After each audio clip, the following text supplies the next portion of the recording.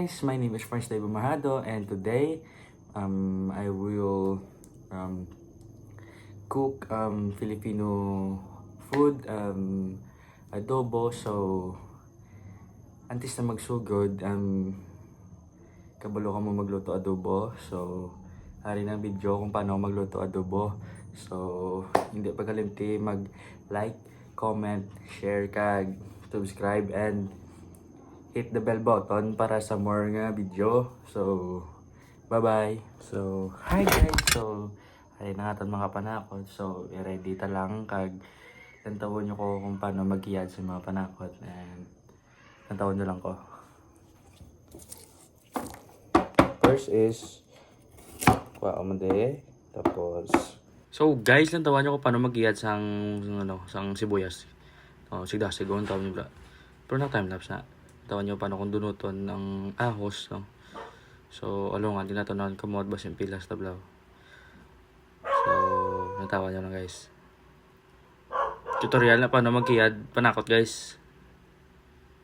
Tawan nyo lang guys. Pero nataman nyo kamot nyo bas yung pilas. So, tawan nyo lang step by step guys kung paano magluto adobo. Kabalo mga muguro magluto adobo Sorry lang gid sa do, sir. So, ara na, tapos na. So, ara kaya doon tang ang luya ay mo siya importante para madulang lang sa, no? Ni live na sa kon. Pwede ka time lapse mo. Nalungan ko ako kamot be.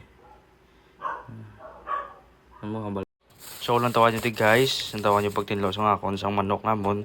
Nantawan nyo kung paano ko magtinlo, no? Ginalamas-lamas ko sa para namit, no? Para magdula lang sa galit, para magtinlo. Manong manok na to, inugasan ko mayo. Nantawan nyo lang mayo. Ginalamas-lamas ko lang sa para magtinlo. Oh shit! Transition gulpe. So, wala na mga ready na naton mga ingredients kag aton manok. So nakapainit na ta sa aton nga mantika. Next naman naton ang aton mga panakot. So ari nato panakot unahon ta ang luya. So optional man lang ni kung anong unahon. Pero mas prefer ko nga unahon ang luya.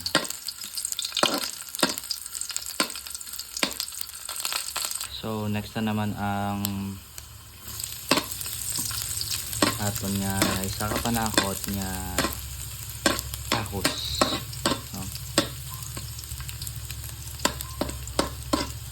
So after ni next na naman ang bombay.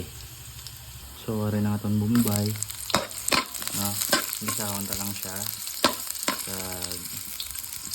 Next na ning imoon is ilunod naton mga manok para namit ang sabor.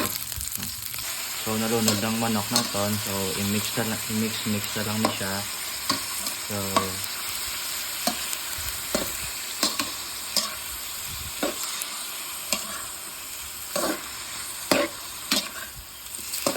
mix lang siya para maanogi siya mayo sa maton mga panakot, masulup-sup, no?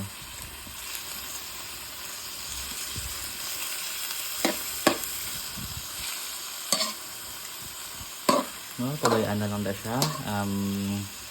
Palagaon lang sa naton siya, no? So mabutang ta sang jutay nga asin na para magsalup-sup sa aton ng manok para madulang lang sa.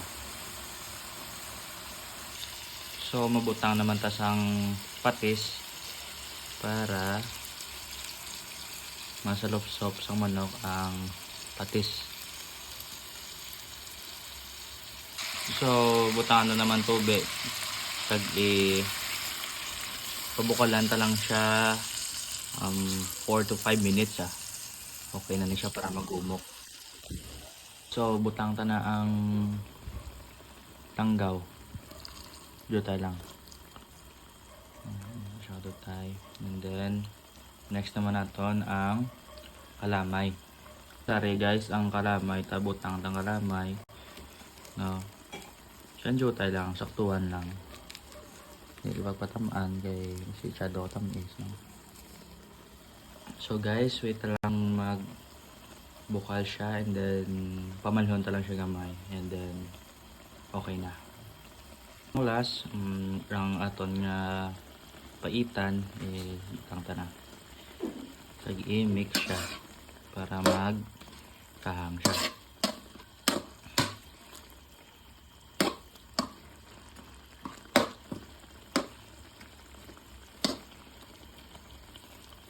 So guys, dahil lang sa tanga ko niya vlog. So, thanks for watching. I hope you learned this video. And please don't forget to like, subscribe, and hit the bell button for more videos. Thank you guys.